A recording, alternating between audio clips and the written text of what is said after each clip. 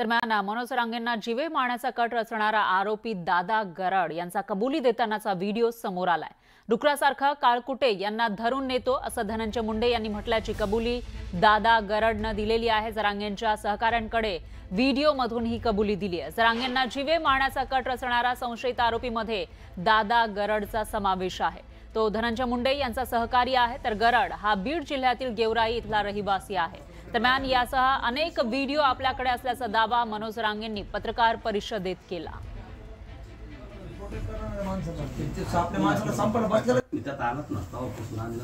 महादेव मुंडेच्या माझ्या थ्रू आले ते फोन करून म्हणून माझ्या दादा येते मला ते बंदराचे मला मी त्याला राईट टाइम आला डुक्कर जसे धरून येत तसं नाही तो म्हणले मी त्याला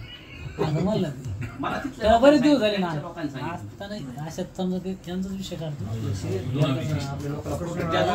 त्याची शेवटची भूमिका वापरली म्हणून मी इथपर्यंत आलो। गाडी माझी होती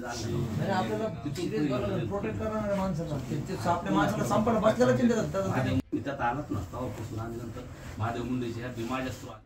दरम्यान मनोज रांगेंनी धनंजय मुंडेंवर केलेल्या आरोपांवर लक्ष्मण हाकेंनी टीका केली आहे। जरांगेंचीच सुरुवातीला चौकशी झाली पाहिजे अशी मागणी लक्ष्मण हाकेंनी केली, तर त्यांच्या हातातील विषय संपल्यानं आता त्यांच्याकडून हे सर्व प्रकार सुरू आहेत अशी टीकाही हाकेंनी केली।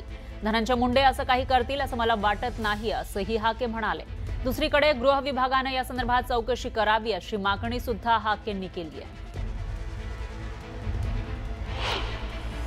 मनोज जरांगेंच्या हातातले विषय संपलेले आहेत। मनोज जरांगेला नेहमी चर्चेत राहायला आवडतं। आपल्या समोर मीडियाशिवाय जगू शकत नाही हा माणूस। त्यामुळं मला असं वाटत नाही की धनंजय मुंडे अशा पद्धतीचं काहीतरी कृत्य करतील। आता आजपर्यंत आरक्षणाच्या नावानं ओबीसी मधल्या नेत्यांना जरांगेंनी डॅमेज करण्याचा प्रयत्न केला आणि आता विषय संपल्यानंतर अशा पद्धतीचं मला वाटतं जरांगेचीच पहिल्यांदा यामध्ये चौकशी झाली पाहिजे। काय सगळी चौकशी गृह विभागाला जे हवं वाटतं, कारण अशा पद्धतीने एखाद्या नेतृत्वावर जर असा हल्ला बिल्ला काय करायचा कट रचला जात असेल आणि त्यात काही तथ्य असेल तर चौकशी व्हावी, गृह विभागाने करावी। पण मला नाही वाटत की असं काही गोष्टी म्हणजे समाजामध्ये अंतर्गत वाद यातनं समोर येतोय असं वाटतं। निश्चित वाद समोर येतोय। कोण माणसं आहेत ती बघितली पाहिजे। आम्हाला माहिती अशी कळते की ते जरांगेचे साथीदार आहेत। त्यामुळं कुणाला तरी कुठल्या तरी माणसाला आयुष्यातनं संपवण्याचा प्रयत्न यातून होऊ नये, मीडिया ट्रायल होऊ नये। जबाबदारीने आणि गृह विभागाला त्याचं काम करू द्यावं। दरम्यान लक्ष्मण हाकेंचे कार्यकर्ते मराठा कार्यकर्त्यांच्या अंगावर धावून गेले।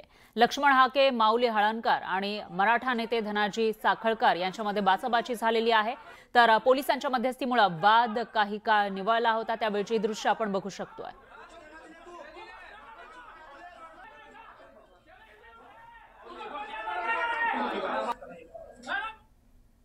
पाहुयात पुढची मोठी बातमी। पार्थ पवार यांच्यावर गुन्हा दाखल होण्याची शक्यता असल्याची माहिती सूत्रांकडून मिळतेय।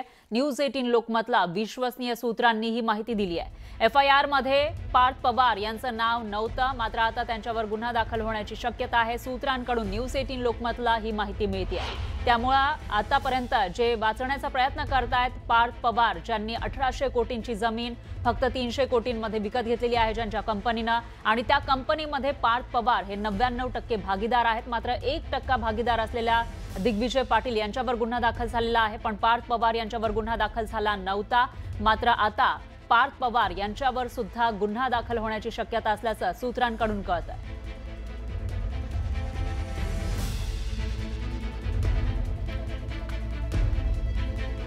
तर पुण्यातील जमीन खरेदी घोटाळा प्रकरणामध्ये अडचणीत आलेले पार्थ अजित पवार आपली सुटका करून घेऊ शकतात असं एक महत्त्वाचं कागदपत्र न्यूज 18 लोकमतच्या हाती लागले।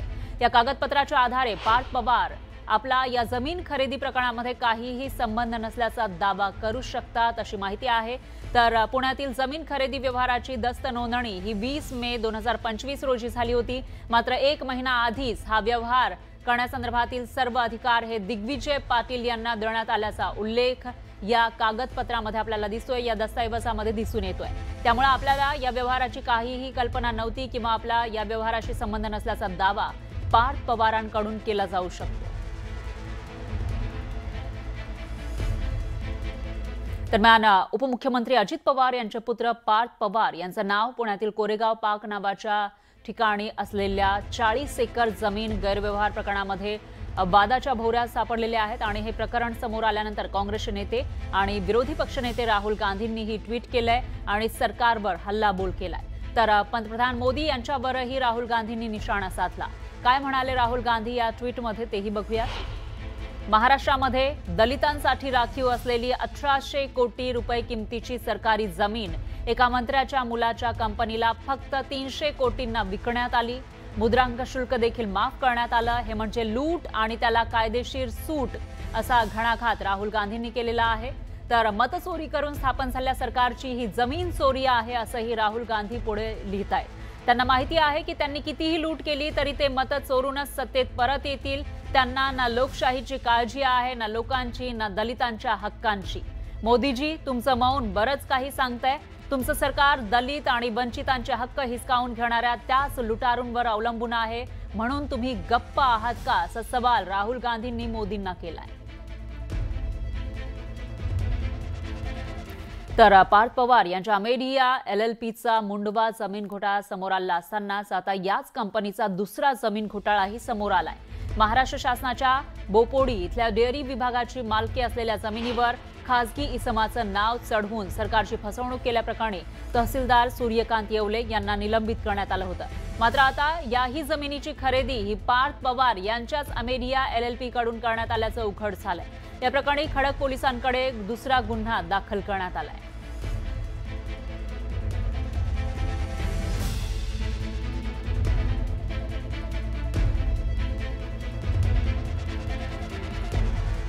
कोरेगाव पार्कमधील जमीन व्यवहार प्रकरणामध्ये गुन्हा दाखल करण्यात आला आहे. मात्र यामध्ये पार्थ पवारांवर कुठलाही गुन्हा दाखल झालेला नाही. खरेदीदार कंपनीचे 99% मालक असलेल्या पार्थ पवारांवर गुन्हा का नाही असा सवाल उपस्थित केला जातोय. 2018 मध्ये सरकारी जमिनीवर इतर हक्कात नाव चढवणारे महसूल अधिकारी यांच्यावरही कुठलाच गुन्हा दाखल झालेला नाहीये. ही जमीन 1955 मध्ये सरकार जमा झाली होती. मराठा आरक्षण आंदोलक मनोज जरांगे पाटील यांना जीवे मारण्याची धमकी आणि त्यांच्या हत्येचा कट रचत त्यासाठी 2.5 कोटी रुपयांची सुपारी दिल्याची तक्रार स्वतः जरांगे पाटलांनी केली. अशातच मनोज जरांगेंनी धनंजय मुंडेंवर गंभीर आरोप केले. ही सुपारी धनंजय मुंडेंनीच दिल्याचा आरोप जरांगेंनी केलाय. आरोपींची वारंवार धनंजय मुंडेंसोबत बैठक झाली. बीडमधील कांचन नावाचा व्यक्ती धनंजय मुंडेंचा माणूस आहे असं जरांगेंनी म्हटलंय. तर धनंजय मुंडे यांनी मला खेटायला नको होतं, पण तुम्हाला नाक घासायला लावेन हे लक्षात ठेवा असा इशारा जरांगेंनी दिलाय.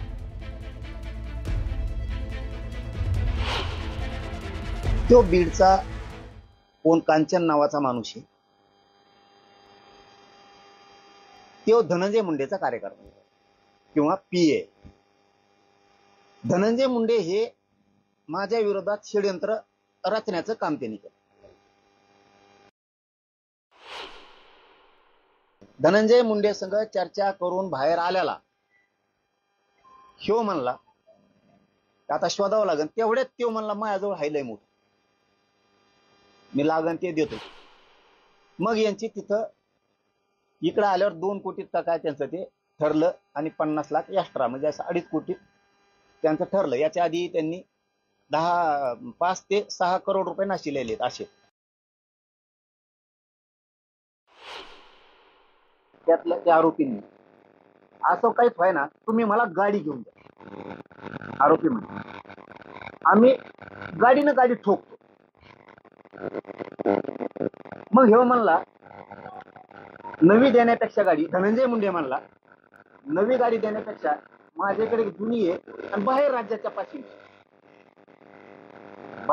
पाठीची ती गाडी तुला मी देतो, नवी असो किंवा जुनी असो, आणि तुमचं चालू द्या किंवा तो त्यांच्या बरोबर. तुम्ही हे तपासात उघडं पाडा. याच्यात हे करणाऱ्यापेक्षा याच्यातला मूळ धनंजय मुंडे त्या नासक्यासाठी वंजारी समाजात खूप चांगले लोक आहेत म्हणून शांत राहायचं. ही फक्त असली घाण नासकीत ही जी टोळी आणि ही आहे ना, ही संपणं गरजेचं आहे. कारण याला ना जात मिली तरी चालतंय, याला कुणी मिळलं तरी चालतंय, फक्त राजकारण लागतंय आणि ब्लॅकमेल करून राजकारण करायचं. नाही, पोलीस शेवटी तपास करतील आणि जे काही पोलिसांना मिळेल त्यावर कारवाई केली पाहिजे. शेवटी जर जरांगेने असं जर बोलले असतील तर पोलिसांनी यावर तातडीने कारवाई केली पाहिजे असं मला वाटतं.